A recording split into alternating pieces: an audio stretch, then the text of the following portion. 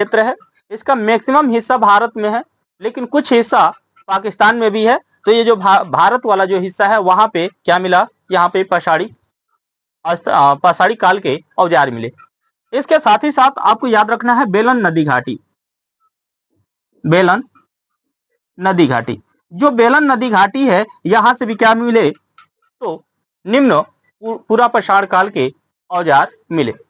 अगर बेलन नदी घाटी की बात करें तो ये कहां पे है, तो वर्तमान का जो मिर्जापुर है यहां पे, यानी ये वाला क्षेत्र है, ये कहां का है, तो यूपी का।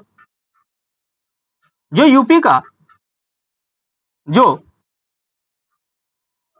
मिर्जापुर क्षेत्र है यहां पे बेलन नदी घाटी, और यहां से निम्न पूरा पाषाण काल के औजार मिले। अगर इस बेलन नदी घाटी की बात करें तो इसे कहा जाता है बेलन नदी घाटी संस्कृति। इसे ही क्या कहा गया, बेलन नदी घाटी संस्कृति के नाम से जाना गया।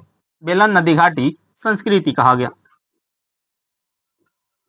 इसे क्या कहा गया, बेलन नदी घाटी संस्कृति के नाम से जाना गया। इसमें एक दूसरा जो प्रमुख स्थल है उसका नाम है सोहन नदी घाटी। क्या है, सोहन नदी घाटी। और ये सोहन नदी घाटी कौन सा है, तो आपको याद रखना है पंजाब क्षेत्र का, ठीक है ना। तो यहाँ पे आपको याद रखना है सोहन नदी घाटी। सोहन नदी घाटी कहाँ का, तो पंजाब पाकिस्तान का। पंजाब पाकिस्तान, ठीक है। अब देखें कि जो सोहन नदी घाटी है इसको कहा गया सोहन नदी घाटी सभ्यता या संस्कृति।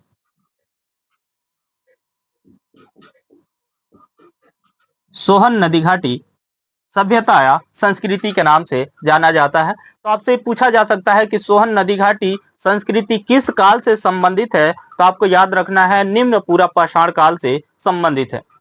इसके साथ ही साथ आपसे पूछा जाए कि बेलन नदी घाटी सभ्यता या बेलन नदी घाटी संस्कृति किस काल से संबंधित है, तो आपको याद रखना है निम्न पूरा पाषाण काल। यहीं से जो सोहन नदी घाटी है यहीं से ये चापर चॉपिंग पेबुल मिले हैं। यहीं से क्या मिला है, चापर चॉपिंग पेबुल। ये क्या मिले हैं, यहां से हथियार मिले हैं जिसके वजह से इस सोहन नदी घाटी सभ्यता या संस्कृति को ही चापर चॉपिंग पेबुल संस्कृति के नाम से जाना जाता है। ठीक है, आई होप कि आप